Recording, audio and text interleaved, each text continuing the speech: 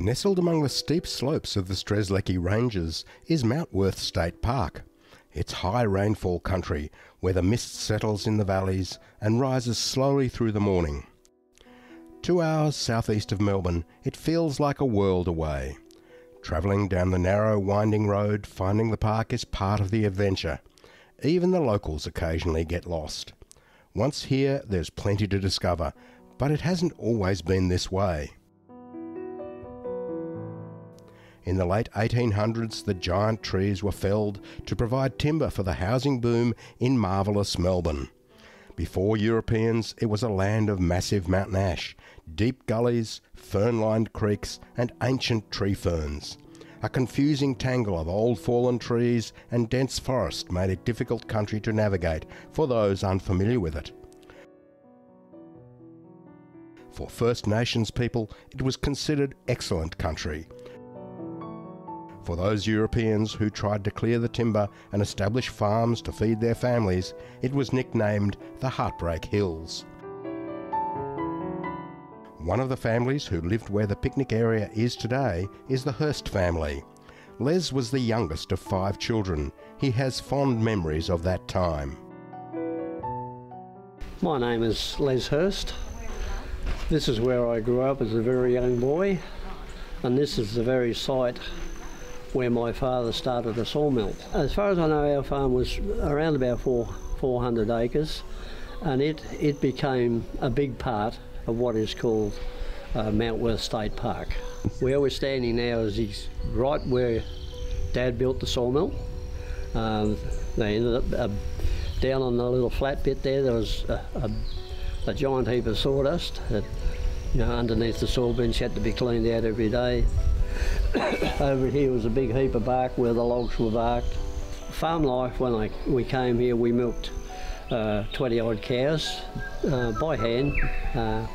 My mum was a very good milker by hand. All the tough cows Mum milked. And as a young boy, I explored the bush, went fishing in the creeks, used to call on the men falling the trees, looking on the sawmills. A favourite pastime was sneaking up on the lyrebirds, watching them dance and sing, and they imitated all the other birds. It even got to the stage where lyrebirds were imitating the sound of the axes and the crosscut saws in the bush. So much different in that hill there.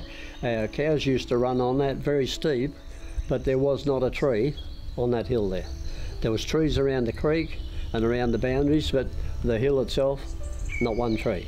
The way it's grown back up is just, you really can't believe that it's gone back to nature virtually. Yeah. 100 years time, these 30, 40-year-old mountain ash trees will be like they were in the old days, 150-year-old ash trees, and they'll be enormous.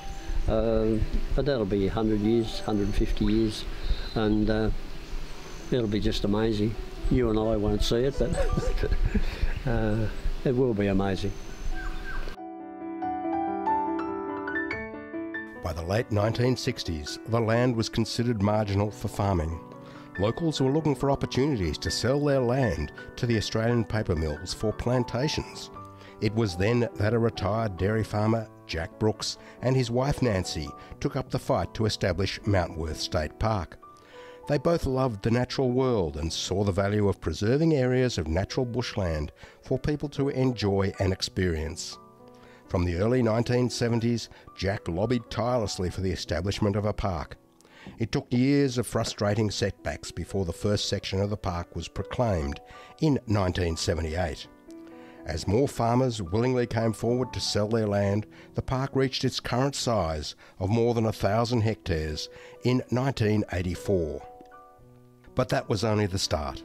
From the beginning, Jack knew it would need a community effort to maintain the park.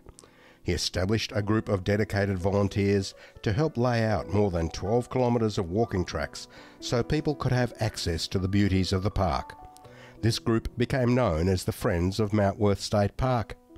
Much of the land had been cleared, so extensive tree planting was required over a number of years.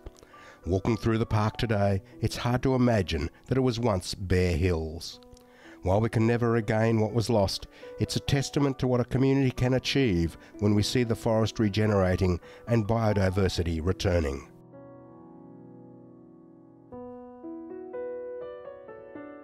The forest is dominated by huge mountain ash, the tallest flowering plant in the world.